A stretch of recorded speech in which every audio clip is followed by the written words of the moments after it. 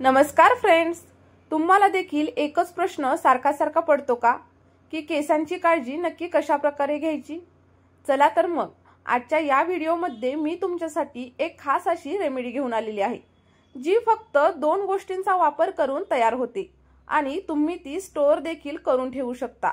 होय मंडळी, फक्त 2 नैसर्गिक गोष्टी वापरायच्या आहेत, ज्यामुळे तुमच्या केसांची ग्रोथ दुप्पटपटीने वाढेल। सोबतच केस गळणे, केस तुटणे पूर्णपणे थांबेल आणि पांढरे केस देखील हळूहळू काळे व्हायला लागतील।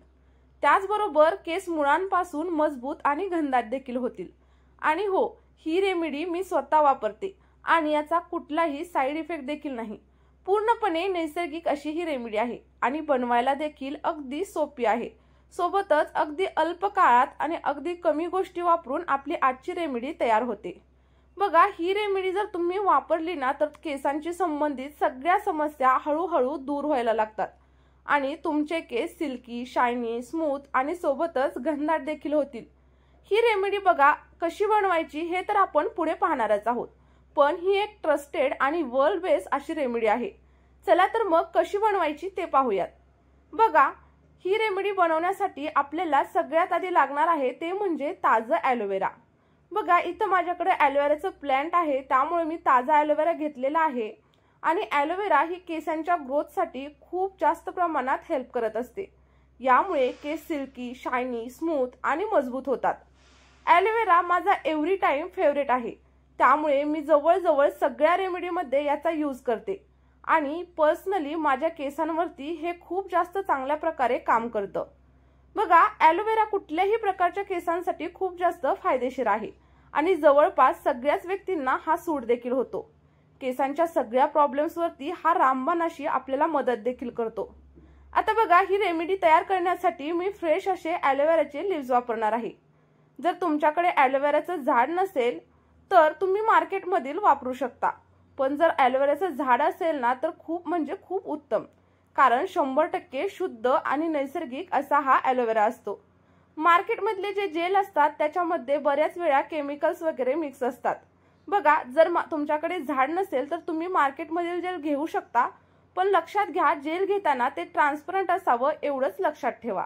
बघा, आता आपल्याला ॲलोवेराचं जेल साईडला काढून घ्यायचंय। त्यासाठी एका चमच्याच्या मदतीने ना मी इथं ॲलोवेराचं जेल साईडला करतेय आणि जेव्हा जेल काढतो ना तेव्हा ते अगदी स्लिपरी असतं, त्यामुळे थोडासा त्रास होतो, पण याचा जो रिझल्ट आहे ना तो मात्र अप्रतिम आहे। बघा, इथं ॲलोवेराचं जेल काढले। आता ते एका मिक्सरच्या ग्राइंडरमध्ये ना आपल्याला अगदी ग्राइंड करून घ्यायचंय। तुम्ही हाताने देखील स्मॅश करू शकता, पण हातापेक्षा ना ग्राइंडरमध्ये अगदी व्यवस्थित असं ब्लेंड केलं जातं आणि स्मूथ अशी पेस्ट आपल्याला रेडी मिळते। बघा, आता मी इथं ग्राइंड करून घेणार आहे आणि त्यानंतर आपल्याला रेडी असं जेल इथं मिळालेलं आहे। जेव्हा आपण हे मिक्सरमध्ये ग्राइंड करतो ना तेव्हा थोडंसं फेस आल्यासारखं हे जेल दिसतं, पण थोडा वेळ जर तुम्ही असंच हे शांत ठेवून दिलं ना तर अगदी नॉर्मल असं ॲलोवेरा जेल आपल्याला पटकन मिळून जातं। बघा, त्यानंतर आपल्याला दुसरी गोष्ट लागणार आहे ती म्हणजे अद्रक।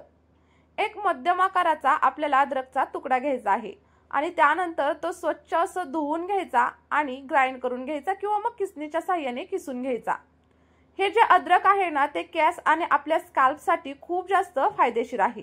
जर स्कॅल्पमध्ये इन्फेक्शन असेल, केस वाढत नसतील आणि खूप गळत असतील तर याचा खूप जास्त फायदा होतो। अद्रक किसून किंवा क्रश करून त्याचा रस इथं काढून घ्यायचा आहे। बघा, मी साधारणतः इथे 2 ते 3 चमचे अद्रकचा रस काढून घेतलेला आहे।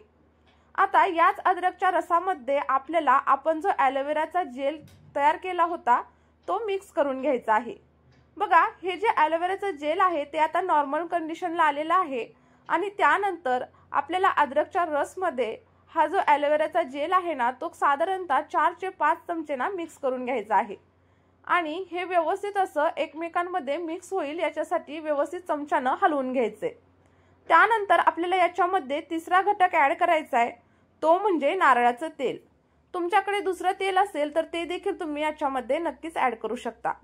बघा, फक्त 2 चमचे नारळाचं तेल मी याच्यामध्ये घातलेलं आहे।